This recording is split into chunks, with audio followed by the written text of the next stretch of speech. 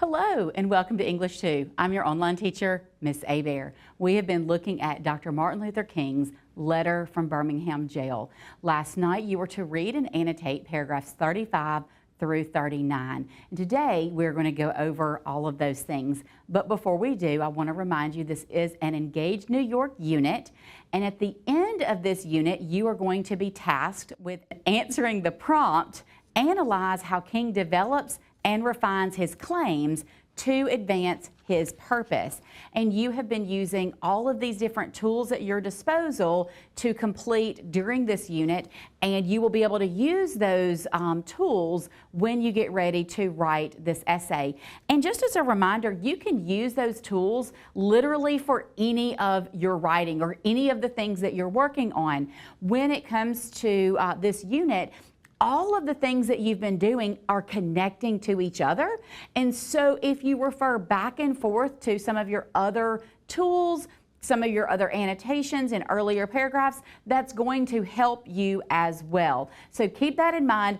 Throughout the unit, you are welcome to go back into your binder and check anything that you want. Go back in the text and look at any of the annotations that you have made there as well. So let's dig into today's agenda. We are going to do some homework accountability. We will do a masterful reading. And guys, you know I love a jigsaw. We will be doing a reading and discussion jigsaw today.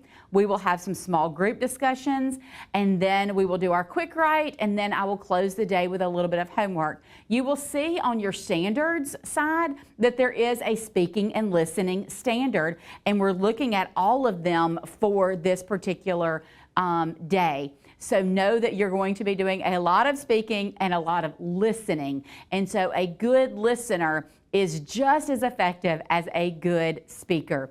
So let's be accountable for some of that homework and let's look at what you did. So always when you are doing your homework accountability, I want you to work with a partner or somebody where you can discuss your annotations of paragraphs 35 through 39.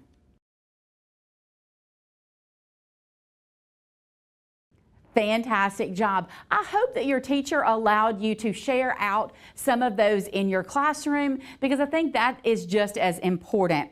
So let's move on to our masterful reading. But before I just throw this over to you, remember that we talked about the pieces and parts of Dr. King's letter were written on multiple pieces of paper and in multiple places. And so when this letter was put together, it's not necessarily exactly the way it is in different areas. So there are some places on the internet where the text looks one way, and then there's other places on the internet where the text looks a different way. And as you know, I took the text and made sure that I put all of those pieces and parts together, and I even put in red the places where Dr. King, when he's reading his letter in the masterful reading, he doesn't read that particular part. And it could be when he was reading that letter, he didn't have it in front of him. Maybe that was a piece of the letter that had been taken by the guards or whatever, and these pieces came back. I don't know, and I don't want to speculate, but in the text that you have that's linked in the YouTube description for the first lesson, you will have the exact same text that I'm using with the paragraphs labeled and all of this information labeled. I say all that to say paragraphs 35, 36, and 37 are not in the masterful reading that Dr. King does. So you're going to have to either have someone in your classroom read it or take turns reading, or the teacher in your classroom will read that. So you will start at 4701 and you will end at 4749. So a very short piece that Dr. King actually reads, but a little bit longer that you will need to read. So make sure that you read those pieces as well and annotate those as you're listening, whether it is listening to the teacher in your classroom or listening to the masterful reading.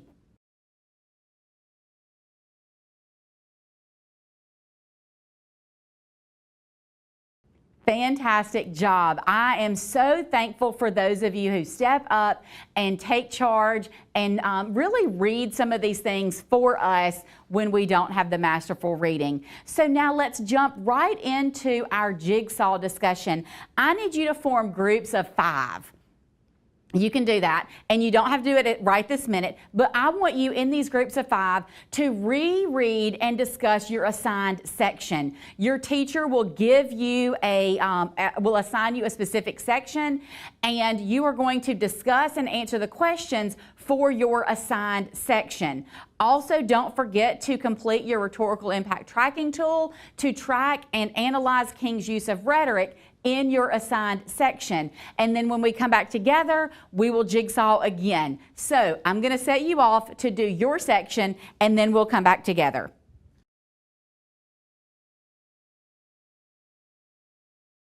Great job. So I put together this graphic, and this may freak some of you out, but it might not. Hopefully it won't. But these are the 5 sections and each question set that you guys were working within. And so now I want you to form new groups of 5, and everybody in your group should have completed a different question set. So I'm going to leave this on the board for a minute so that you can rearrange yourselves. So in these groups of 5, you have one person from each of these question sets so that you can discuss. Don't start discussing yet, just get into your groups of 5.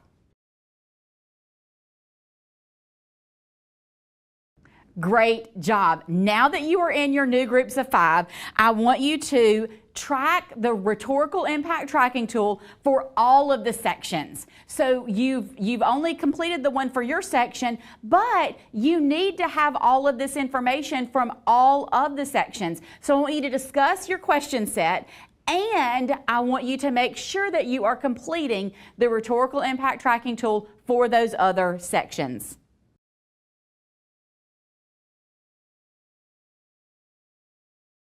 Great job. I love when you guys are working so effectively with each other. It just makes this teacher heart happy, and I know it makes the teacher in your classroom happy when you guys are effectively discussing, and that is one of your standards. Remember, I pointed that out. Those speaking and listening standards are just as important, I think sometimes more important than some of those other standards that we have to learn in order to be able to be successful on those end of the year assessments. And so I know speaking and listening is not assessed, but I think it prepares you for those others, and that's why I think it's so important. So you've had your rhetorical impact tracking tool for this section. You're going to use it now for your quick write. So get out a piece of paper, and I want you to answer the question: how does King's use of rhetoric in the final paragraphs advance the purpose of the letter as a whole?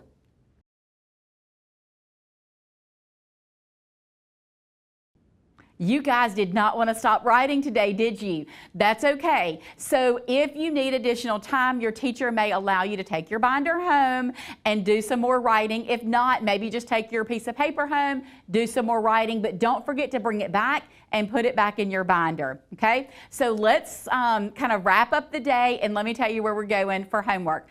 In the packet of materials back in Lesson 1, your teacher was given all of the resources for this unit. So for Lesson 17, your teacher should have this author's purpose homework tool to give you. And I want you for your homework assignment to explore King's purpose and rhetoric just in paragraph 37. So use that, complete that for homework this evening, and until next time, happy learning.